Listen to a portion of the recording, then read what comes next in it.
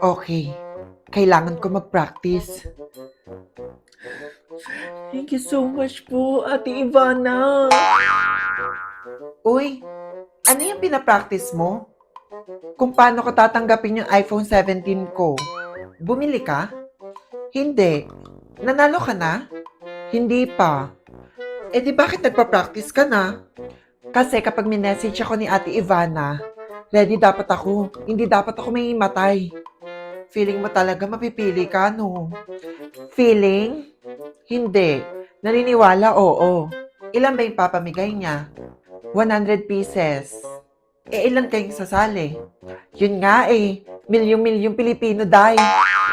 Eh, di sobrang liit ng chance mo. Ay, naku ate. Kahit 0.00001% pa yan, chance pa rin yan. Sige nga, paano mo tatanggapin?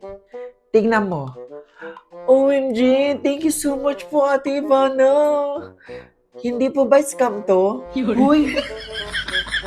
Teka, di pa ako tapos. Ate Ivana, maraming salamat po talaga.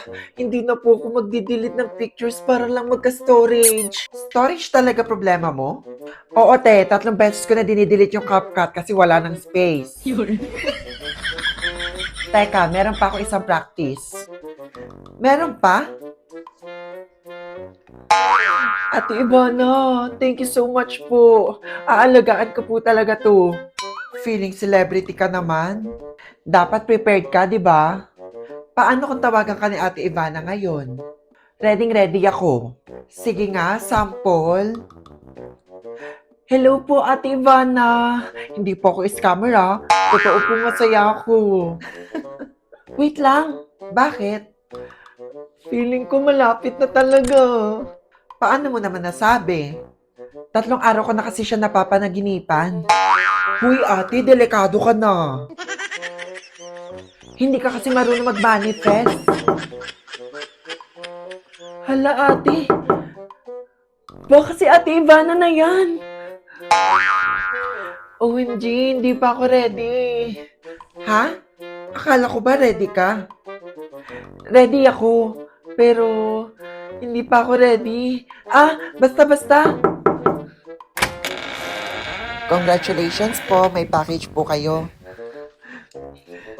Oh my God. Thank you po, Ate Ivana. Congratulations!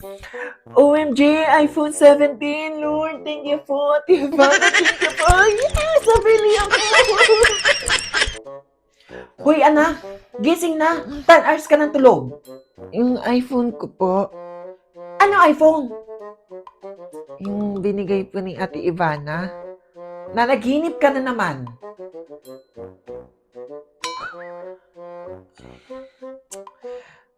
Naginip lang pala. Oo, andon ang kadaming hugasan, maghugas ka ng pinggan.